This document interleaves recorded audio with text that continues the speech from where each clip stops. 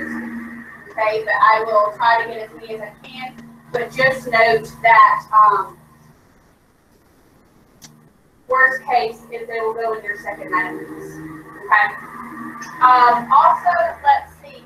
You have a test over 7 and change this Friday, and you have. Let's see if your quiz is on.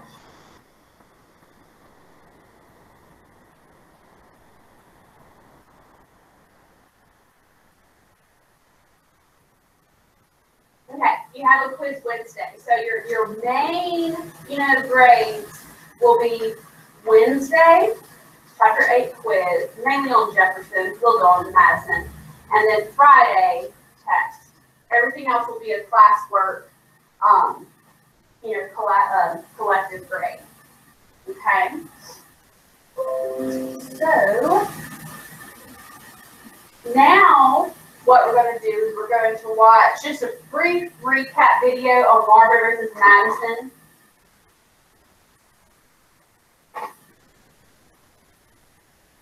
But not this one. This one.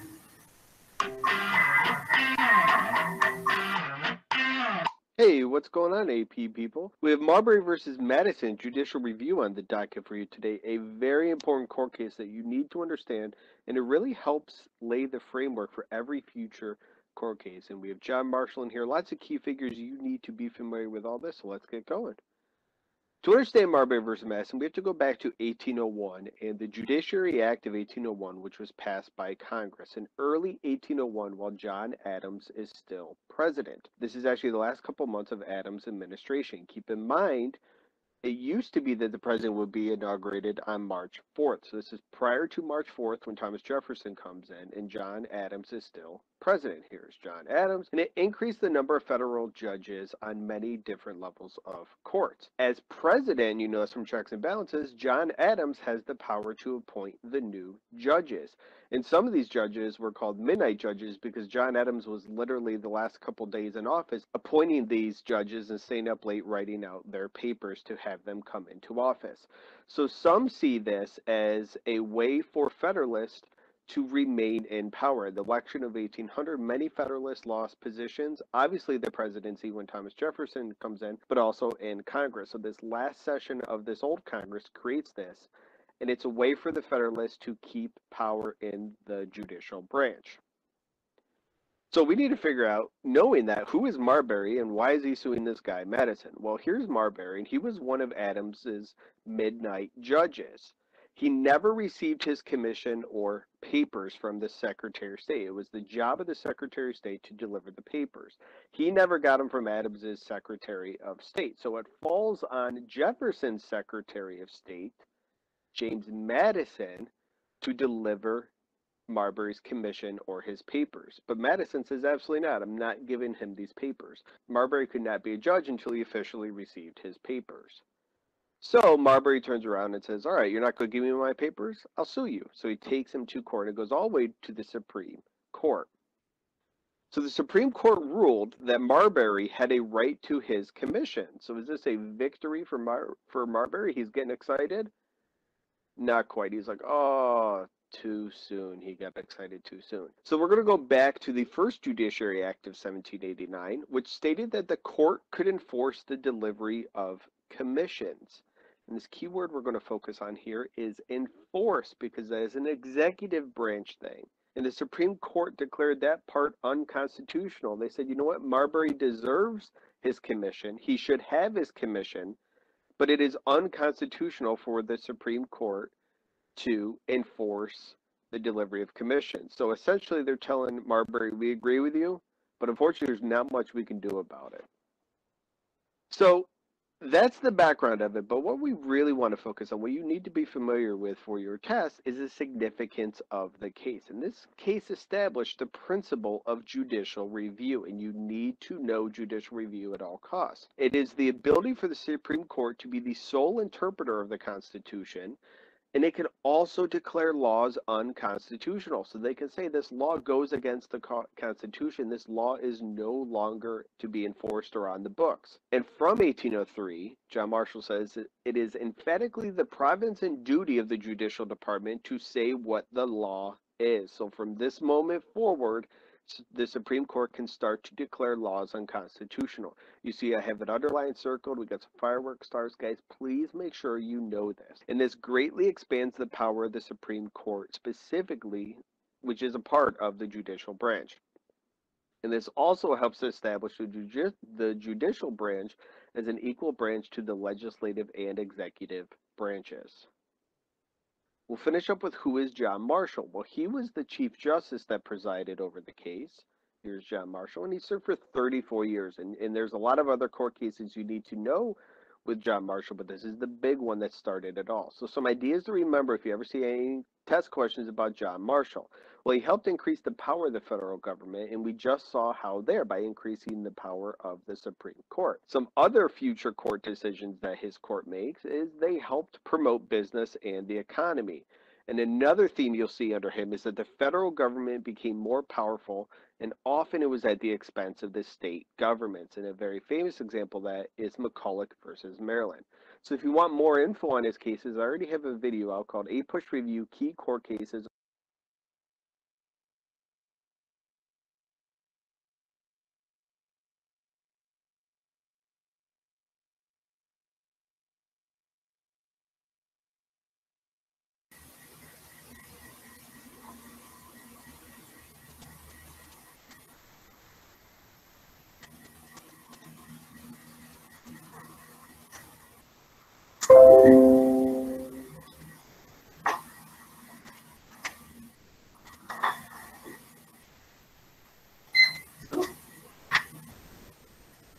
Okay, so where we left off was the impeachment part. So from just looking at John Marshall, you can tell he's a Federalist because he's all about strengthening the power of the national government and shrinking the power of the state governments, okay?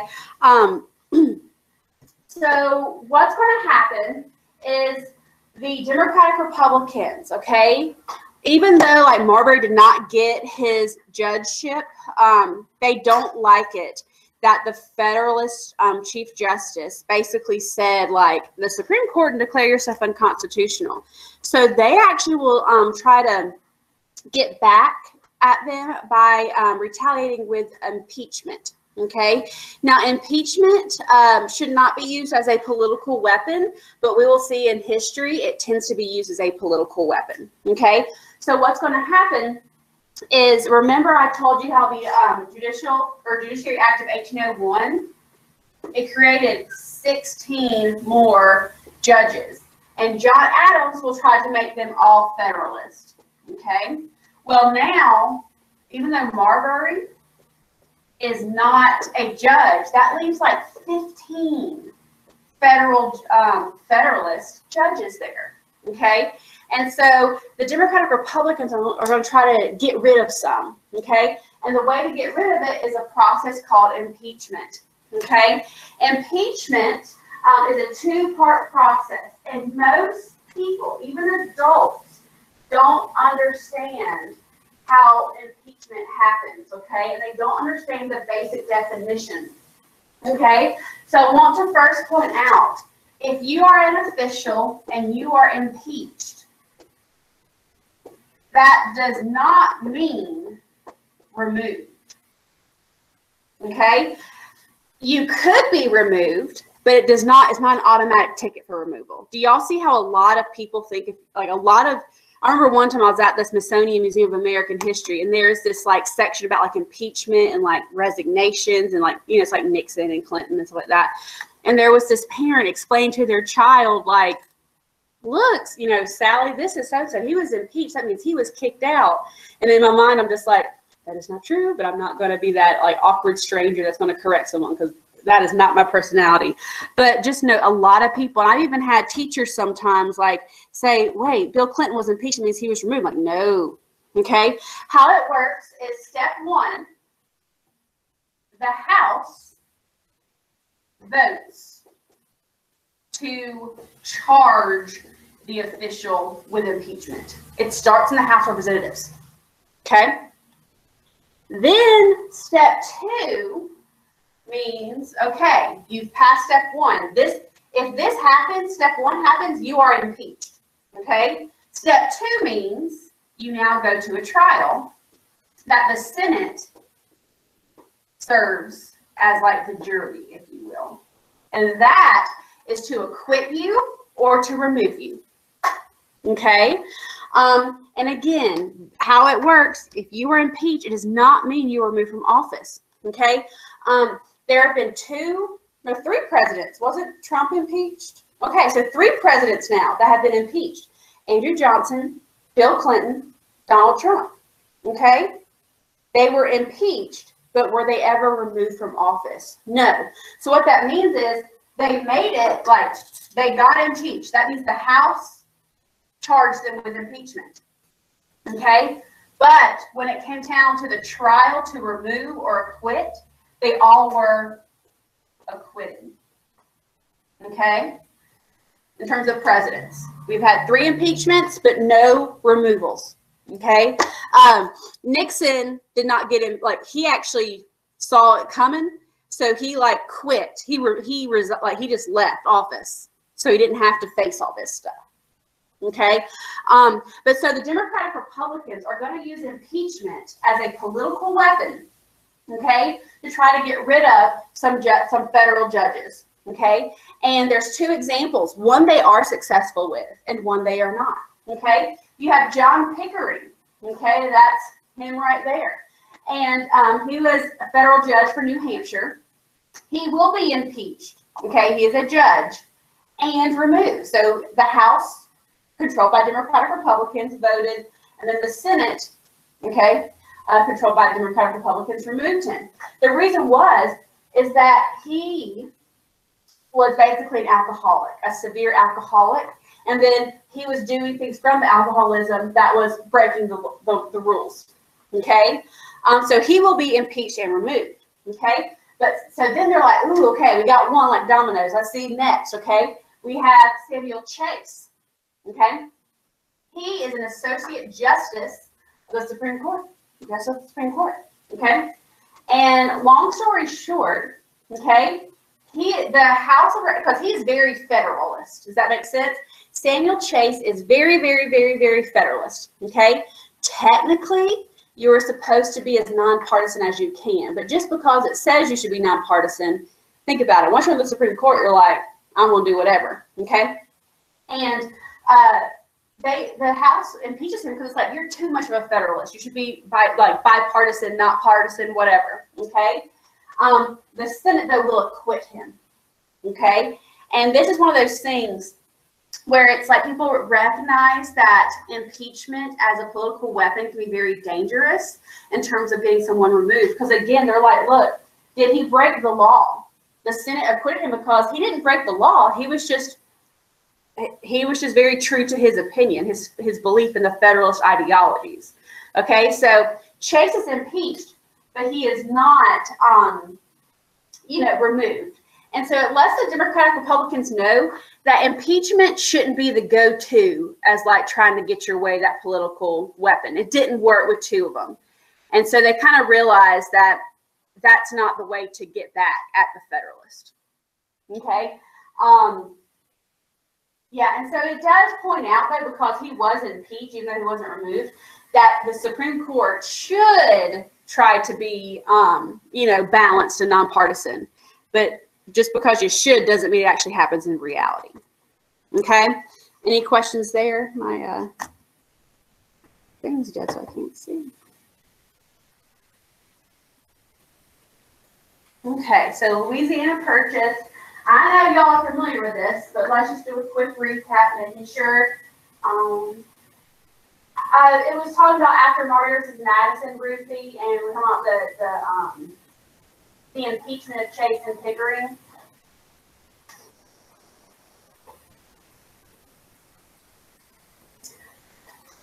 All right, so let's look.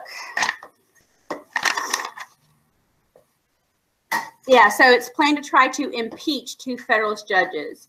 Both get impeached. Pickering gets removed. Chase gets impeached, but not removed, acquitted. Okay, so now we're going to talk about the Louisiana Purchase. I would make sure you know the year. It happened in 1803. Okay, some background information. That blank there is going to be Napoleon. Okay, y'all know that Napoleon will take over France, okay, and basically wants a worldwide empire, okay. Well, what's going to happen in 1800? Remember, technically Spain owns Louisiana, okay, but in 1800, the French military will secretly pressure Spain and will take over Louisiana from the Spanish, okay. Around that time, too, the Spanish who were operating New Orleans, even though the French own it, they got rid of our right of deposit. Remember the Pinckney Treaty that said we could use that port without having to pay taxes and stuff? Well, the people operating just changed their mind. So we're like, man, we like using it, okay? And now, like, France has control of it, okay? What's going to happen, though?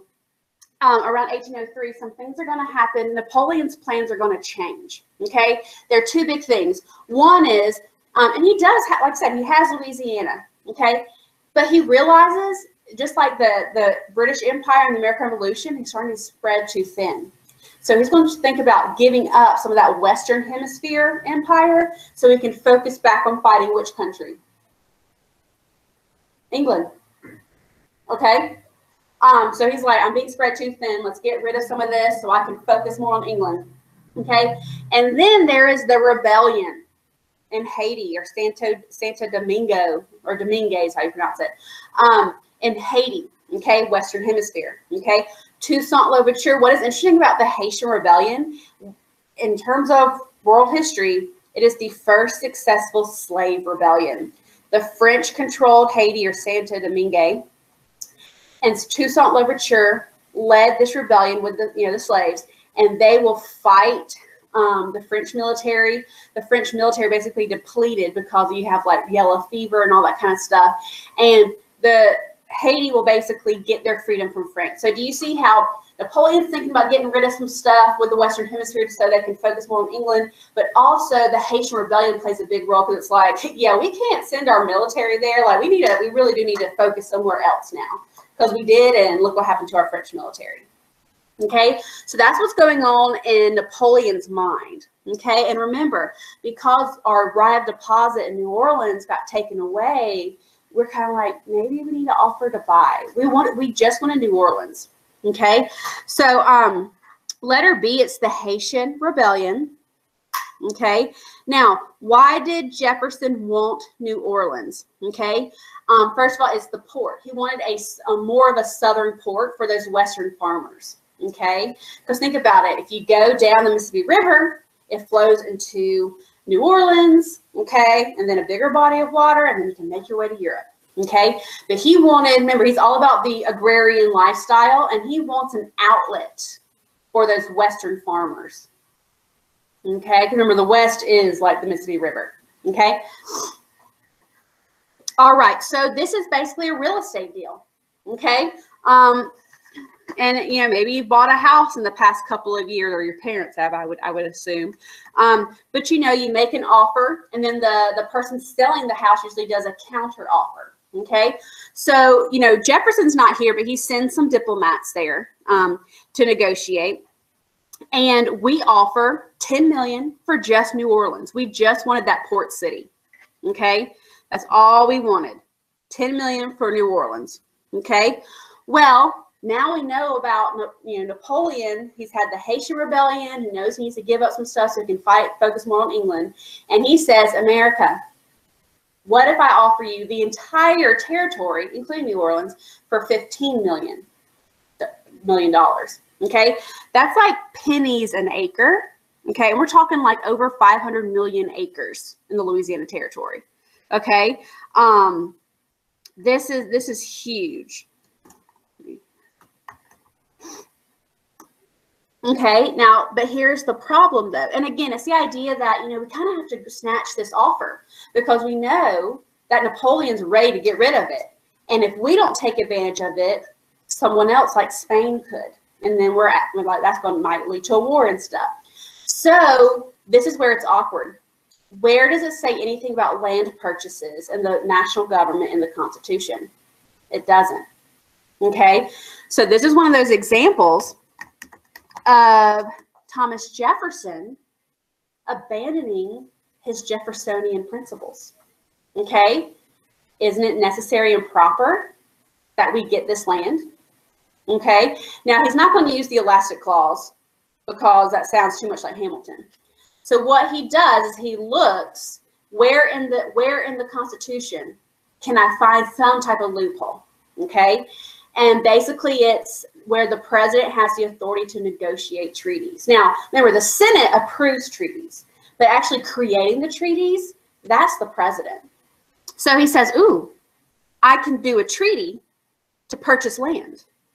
Now I'm okay enough. But he recognizes that it is still like it's sketchy. But he says, like, we need it. Okay, so that's an example of where he kind of abandons his principles, you know, his pre-president principles. And that's why it's important, you know, it's all about the context. You can say something, but until you're in that person's shoes, like being the president, you know, you might have to go back on your words sometimes. Okay, let's see. So the president can negotiate treaties, and then he'll send it. And I just told you, he sent it to the Senate, okay, to get it ratified. Now, a lot of people are like, this is a no-brainer. But do you see how some people are going to be like, no, just because it might be against the Democratic-Republican principles. But also, there will be some Federalists who might not like it just because it might help the Democratic-Republicans. Okay? So let me show you. And you can see right here with this doubled. Like, this is remember you had the, right here is that Northwest Territory. Okay, that's like 1780s, late 1780s. We get this one single purchase, this transaction, 1803 right here. It doubled the size of America for 15 million, which I think is like 3 cents an acre if you like do the math. I mean, come on, like, we got to do it. It's just sketchy about how we did it. Okay, so for instance, Congress, he didn't like giving speeches in Congress. Okay, so Thomas Jefferson wrote, okay, about the necessity of purchasing this. He said the executive and seizing the fugitive occurrence. Basically, it says, look, I seize this opportunity for the good of the country. And he knows that the Senate will ratify it or not. So he's kind of like saying it's not just me. Like, I can do the treaties, but the Senate actually has the real authority to approve of the treaty or not. Okay? And he says, like, I did this, and I know it kind of goes beyond the Constitution. But then he says, I did it for posterity and widespread field for the blessings of freedom and equal laws. Okay? Now, this person right here, Samuel White, okay, he says, I have no idea of how this can be done, but by altering the Constitution. He's actually against this, okay? And he was most likely a Federalist, okay? Now, let me explain, okay? Remember, the Federalist, where is their heart? Where is their region, the Federalist? Think Hamilton. What region? Industry. Northeast, right? Yes, I know it's been a while, okay? And like, when you only have, I'll go back. When you only have like this much, the blue part right here, it makes the Federalist more powerful, right? But now, if you move westward, and this is what's America, you're watering down this powerhouse, right?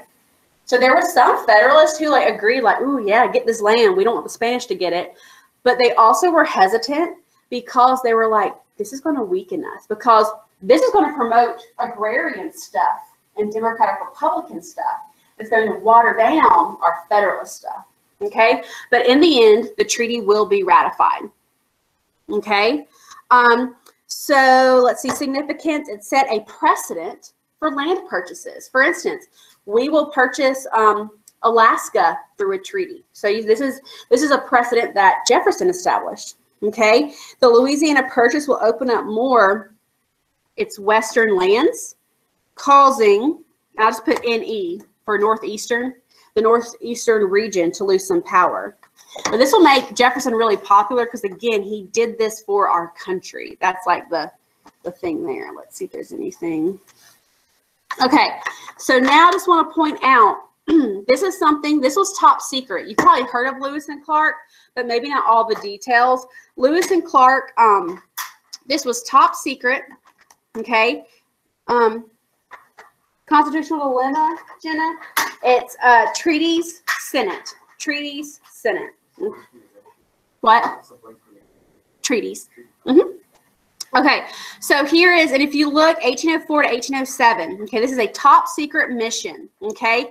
And it's to, like, okay, we bought all this land, over 500 million acres of land. Now what? Are there mountains there? Are there, what's there, okay? Lewis and Clark's mission is to go from St. Louis, Missouri. Have you ever seen or gone on the Gateway Arch? You know what I'm talking about? The White Arch? That represents that core of discovery is what you actually called their group. Okay, so you wouldn't be like Lewis and Clark. It's like the core of discovery is what you'd say. St. Louis, Missouri, and they're supposed to go just through all over the Louisiana Territory to survey the land, make the map so we know what's there. Okay, the reason why it's top secret is because Jefferson said, go past the Rockies. Technically, the Rockies would be our western border, okay, with the Louisiana Purchase, okay? But he actually said, this is why it's top secret, go past all the way to the Pacific Ocean, okay? And the reason is, just in case, we might need to fight for it one day, okay? So, you know, make the maps and stuff, but no one should know about this because we need to see what's in our interest. Because one day maybe we'll expand the whole continent. But let's see what's there to make sure it's worth our while. Does that make sense? Okay, and it definitely took over a year, but that's, you know, we got all this land, now what? Lewis and Clark, okay? And we definitely gained a better understanding of that, and we also realized that maybe it would be our best interest to eventually try to get all the way to the Pacific Ocean, like claim that for America. Okay, all right, so I'm going to show you one little silly clip. Let me know, especially like people who are chatting, do like a thumbs up. But I know like a lot of parents, and maybe some of y'all watch it with your parents, House Hunters, you know what I'm talking about, HGTV, okay? Well, it's like a 30-minute show, and you go and like the couple that's buying the house, they go and look at 3 houses, and then in the end they deliberate, and then they decide on a house, okay? And so Mr. Betts did that with the Louisiana Purchase. And it's a little creative, but it basically sums up that. So I'm going to play it for, it's a very short clip. But it's silly, but it gets the job done.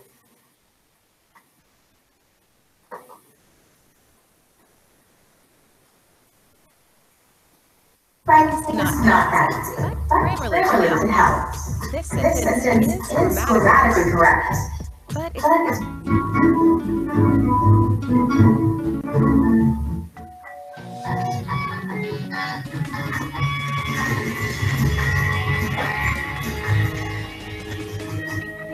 It's 1803. President Thomas Jefferson is going to expand the United States economy by acquiring a strategic settlement of a foreign country. To accomplish this, he's transformed the road from the Army States, seen here in the use of the bathroom for this skit, to meet with United Agent Sue Thompson and pick out the perfect location. Monroe is already seen the Canadian city of Quebec, and it was gosh, it was so cold. I don't think the St. Lawrence River that Jefferson really concerned with, and it's sounding like a war horse. If America wants land in Canada, they're not going to buy it, right? Next, Monroe took a look at Spanish-controlled St. Augustine. While I do like the fact that we're the oldest continuously occupied European settlement in this part of the world, it does show its age. I mean, it's constantly in conflict with the natives, and it's a little Spanish. No, not that there's anything wrong with that. Prejudice, it's just my boss. He's a bit of a Francophile. So citizens we want to show more love. She thinks it was wonderful. Love its location. If you look to the north, it's the Mississippi River as far as the eye can see. To the south is the Gulf of Mexico. This would be a really good spot to expand trade. You said it. Everything through this port. But isn't this city owned by the Spanish? Well, it's not widely known that the Spanish lost ownership of Louisiana during the Treaty of Embargo. So who owns it now? The French. The French? Jefferson is going to rule. Yeah. And at one point, he wanted to use this as a logic point to get rid of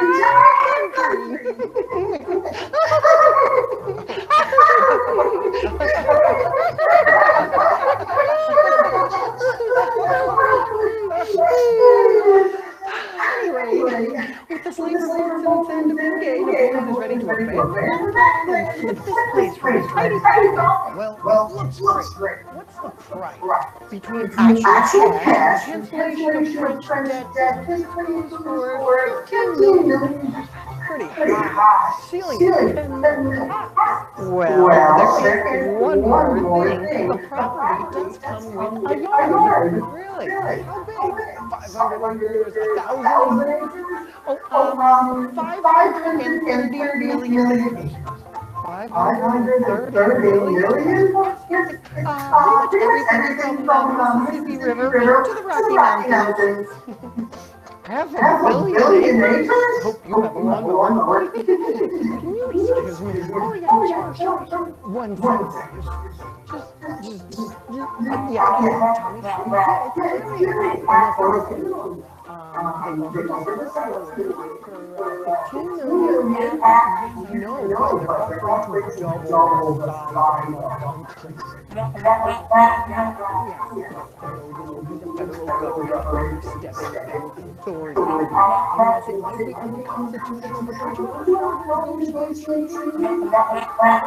Tommy, remember when you were worried that people were saying that you peaked with the draft Declaration of Independence? That's what I thought. We'll take it. Which way is it?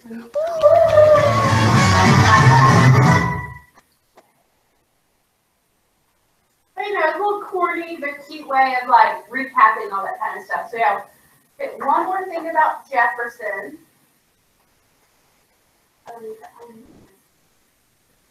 Okay, sorry.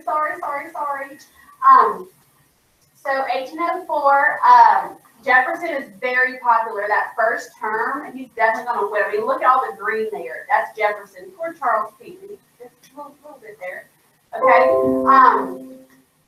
So you can see there will be 150 Democratic Republicans in the House, only 27 Federalists. It's almost like a dying breed. Okay. That just shows you how popular Thomas Jefferson is that first term. Okay. But I want to point out, it's his second term where he will hate being president. So much so that when he dies on his tombstone, he actually left off like president. It says like, author of the Declaration of Independence, author of the Virginia Statute for Religious Freedom, and like the founder of, the University of Virginia. But like he left off the president because that last term was just really bitter for him. While he was so popular, first term, second term, not at all. Okay. So some background information. Okay. And let's see, we aren't even there yet, but here's the gathering storm. This could mean like unpopular stuff for Jefferson, but also things that could lead to just like awkward things that maybe even played a role with like War of 1812 later. So let's talk about Aaron Burr. Okay. Remember in the election of 1800, okay, he lost. Remember the tie and Hamilton's the one to blame. Okay. He then runs to be governor of New York and loses again because Hamilton. Okay. And so there's that, but some other things that happened before we even get to the duel. Okay. He actually wanted to create a Northern Confederacy. Remember how in New England and like the northeastern areas, that's the hub for the Federalists. So now he goes back to the Federalist Party. okay? And he wants to create a Northern Confederacy, early 1800s, okay? And basically secede from America. This is a Federalist group. Remember, you saw how the Federalists, it's like a dying breed, okay? So they're like, look, let's form our own country, okay? Again, this was a former this actually is the vice president. Okay, so this is pretty sketchy, okay? Then again, he runs to be governor of New York, and this is where he loses thanks to Hamilton, because Hamilton's from New York and was basically like, look, he just flip-flopped. He was Federalist, Democratic, Republican, Federalist. He's talking about having this confederacy and seceding. Do you really want this guy to be your governor in New York? So he will lose thanks to Hamilton, okay? Then Burr will challenge Hamilton to a duel in New Jersey, and to this day, it's very debatable, but Hamilton supposedly, you know, when you duel, you know, you can shoot the person, or like an honorary thing where like you technically still dueled, you shoot it up in the air. So it's like you chose to shoot, but not at the person. Some people say that he shot up. Some people say that he was wearing his glasses. So why, you know, like it's just that history. We don't know. But what is very unfortunate is that, you know, Aaron Burr will kill him and he will die. Hamilton will die in the exact same place where his son died from a duel, the same location. Okay. But again, as he's doing this, it's Aaron Burr. Like, Aaron Burr is the vice president who just killed someone of murder, because technically duels are illegal, but it doesn't stop people from doing it. So now it's like the vice president. We know that he tried to have this confederation to secede from the Union. Now he basically murdered the Alexander Hamilton. Okay, he's on the run. Okay, then he teams up with this guy trying to basically, this is his plan with a guy named John Wilkinson. He tries to capture, and like, again, does this happen? No, the plans leak out because Wilkerson's like, hey, I'm going to go ahead and like volunteer this information because this is sketchy. Okay. The plan that he wants to do, Burr, while on the run, is capture Mexico and create a Southern Confederacy that will secede from the Union. So do you see the sketchy things? Again, he's flip-flopping his party. He tries to form a New England or Northern Confederacy secede. He then murders, if you want to say that, you know, in a duel, Hamilton. This is all why he, you know, vice president. Okay. And then he wants to, it's like, okay, that didn't work up north. Let's do a Southern Confederacy and try to secede. And basically Wilkinson's like, yeah, I'm going to go ahead and like, almost like do like a plea deal where it's like, look, this is too extreme, Burr's too extreme, and I'm letting you know I don't want to do that. Okay. So he will be like captured and arrested and sent on trial for treason. Because I mean, seceding kind of goes against your country. And John Marshall, when it comes to that kind of stuff, he serves as, you know, the head judge. And he basically says in treason, you do have to have 2 eyewitnesses. And Wilkinson was only 1 person. Okay. Jefferson's like, lock this guy up. I mean, traitor, right? But John Marshall reminds his cousin, Thomas Jefferson, that according to the Constitution, it's about having 2 eyewitnesses, and he only has 1. So Aaron Burr is acquitted. Okay. But like I said, that's just very awkward that the vice president is dealing with that. Okay. So now let's talk about a group called the Quids. Okay, it's like squid, but without the first S.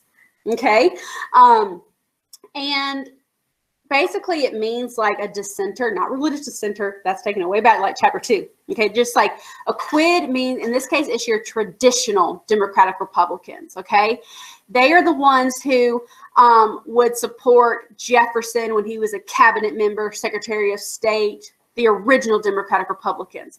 They're saying they are traditional and they are true to the Democratic Republicans' ideologies. And they're going to call out Jefferson and saying, you're more like a Federalist. You are neglecting and departing from your true ideologies. Okay? So, and I'm not going to go into too much of a detail here, but like the Yazoo land fraud, there was something awkward here where the Quids really got mad. They also called them out, like with Louisiana Purchase and the treaties and stuff. But the Yazoo land fraud is what really made them mad. It has to do with Georgia and stuff, but that's not too important. The main thing about the Quids is that this is proof that Jefferson changed a little bit from being cabinet member Jefferson to, you know, Democratic Republican president. Okay. And again, they just said that he is changing. He really is departing from that true Republican virtue. Okay. So now we're going to talk about Jefferson and this Embargo Act stuff. Okay. So y'all know with the Napoleonic Wars, okay, it's basically England versus France, right? Okay.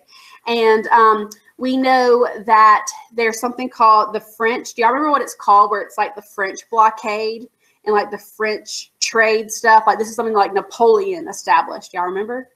Something system. Anyone remember from last year? Continental system. Does that ring a bell anywhere? Anyone? Okay. Well, basically the French blockade is called the Continental system. Okay. And then the English have a blockade that's called the Orders in Council. Do y'all remember that at all? Okay. But again, those are both. So the French had the Continental system and the British had the Orders in Council. They are both blockades. And remember, these are naval blockades. And it's not even just that. So again, countries can't get to England and countries can't get to France because there's a blockade, okay, against each other, okay. But also it's saying the British, it's like, look, like we're going to capture your stuff too. Remember we talked about impressment? By this time, the French aren't really doing the hijacking stuff anymore, but the British are still doing impressment. Impress means to force, okay.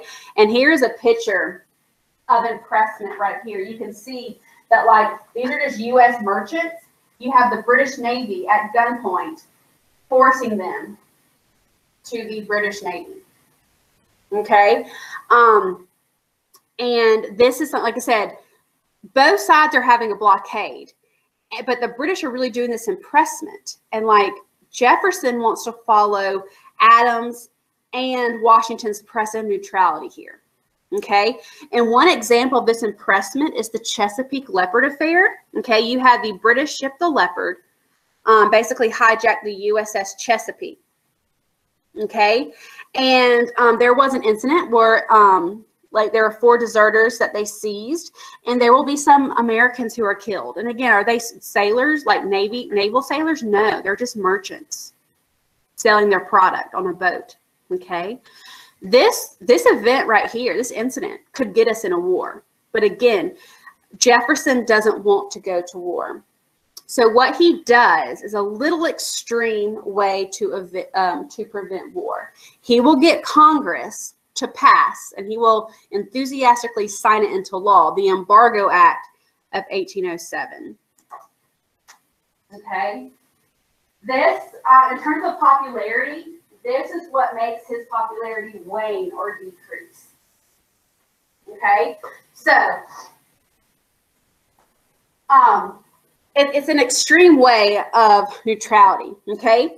The goal is that England and France both want us to pick a side. They both have blockades against each other, and it's almost like a ticking time bomb for us. So what does he do? He says, we're not going to trade with anyone. We are closing our ports.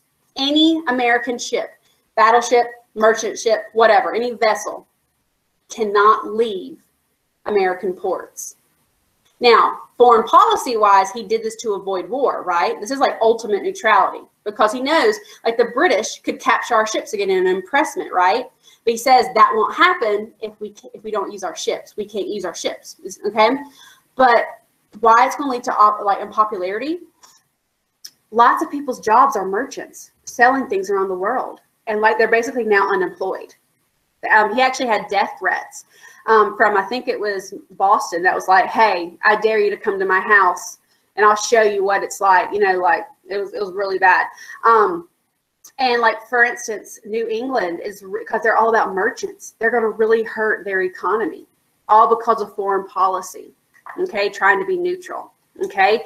Now, Jefferson, okay, so the Secretary of the Treasury actually told Thomas Jefferson, I prefer war to this embargo. Let's just go ahead, like knock it out. survival of the fittest, okay? Then support, though, says, you know, basically we will not be dragged into a war if we refuse to depart our vessels. Now, what that also means is it was any vessel. So let's say we order something from Italy. Once that Italian ship arrives in America, it cannot leave port. So we're not importing and we're not exporting. Do you see economically this is going to really hurt New England and the Federalists, because that's where they're, you know. But again, what's more important, the economic aspect or like the foreign policy not going to war? And I think that's debatable. Okay, but just note, this will lead to that New England area, the Federalists in the Northeast just hating, okay, the embargo. Okay, and here's a very famous political cartoon. It's called The Embargo, 1807, same year as the embargo. And basically there's this person with like a barrel of something to sell, and he's trying to put this on this boat, okay? And you have this big snapping turtle basically bite him in the butt. It's like, no, okay, the embargo, okay, no trade. And basically it says like, dang, how he nicks him, talking about the snapping turtle. And it says, oh, this cursed, oh, grab me. Like the columnist, the oh, grab me. But what's cool is, oh, grab me spelled backwards is what? Embargo. Little creative there. Okay, so like I said, this is really bad overall in terms of domestic. Okay, there is one good thing though domestically. If we can't import from other countries, then what must we do? Make it ourselves. Buy American.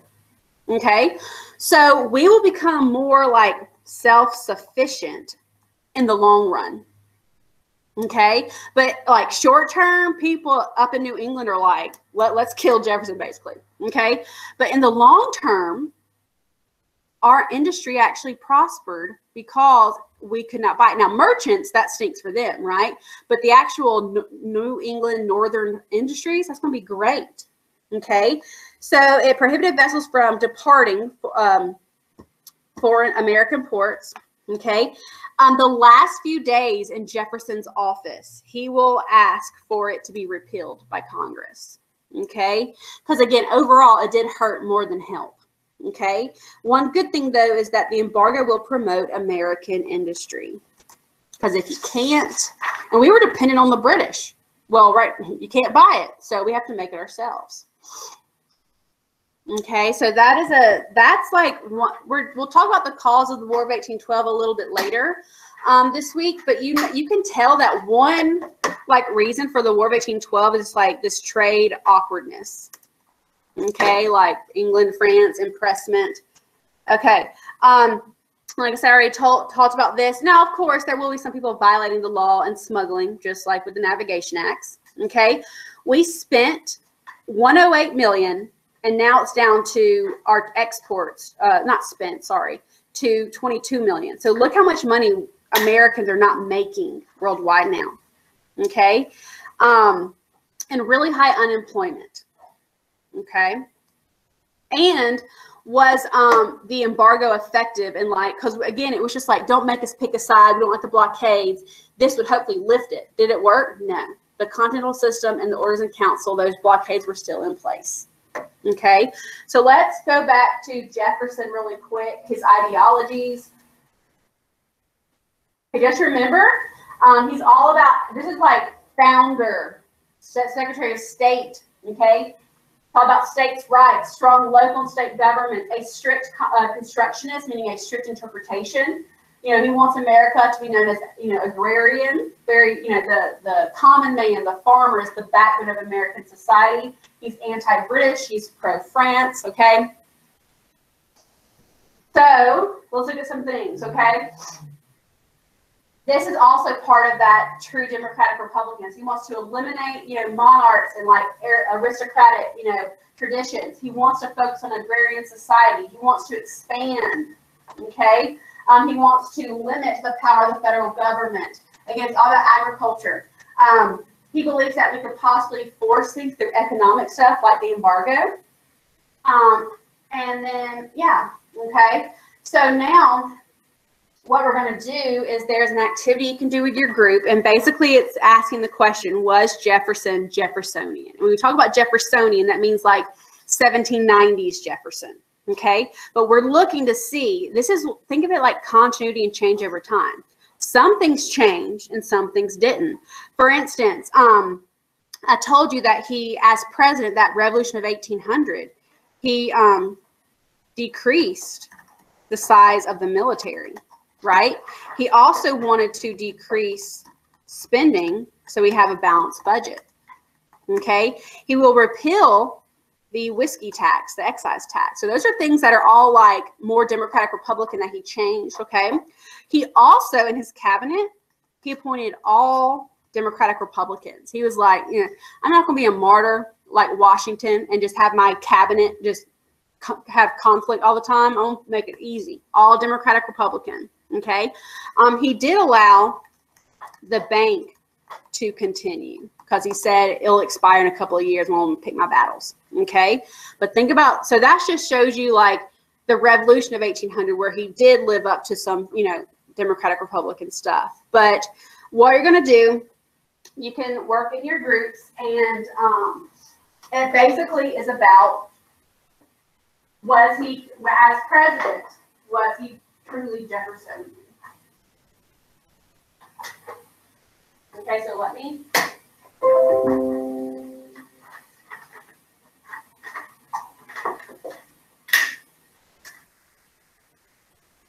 And of course, group work, this is fun.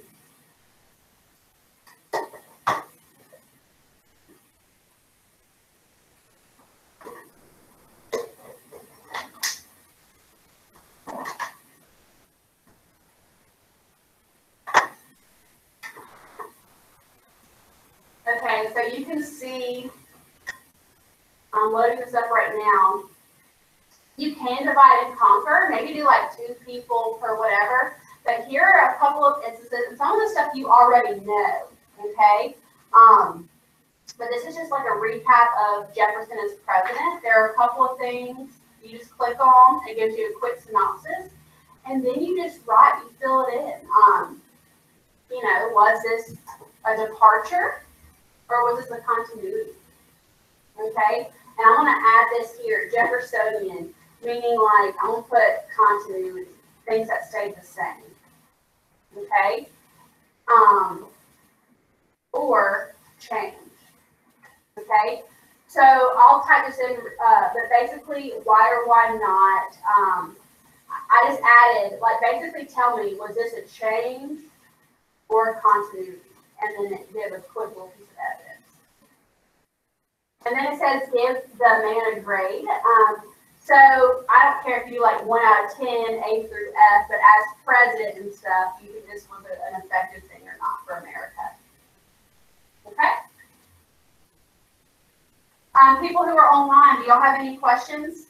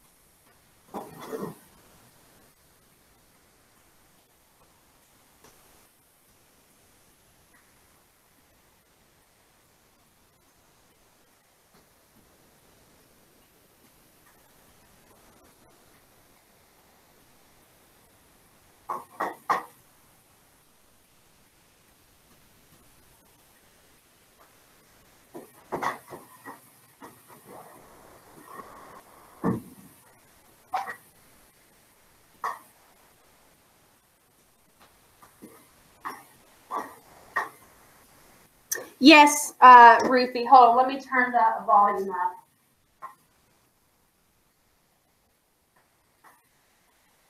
Ruthie, did you have a question?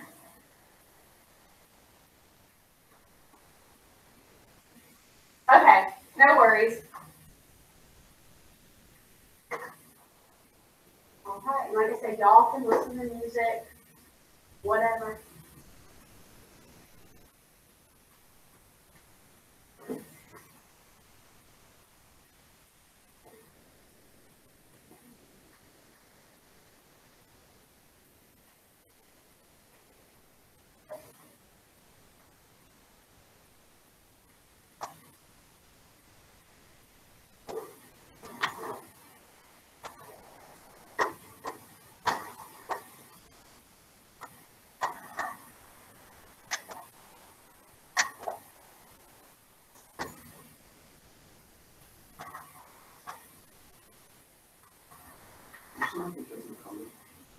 yeah, if you want to, you can sit up in that front desk and, there's like an outlet in the cart, like on the cart.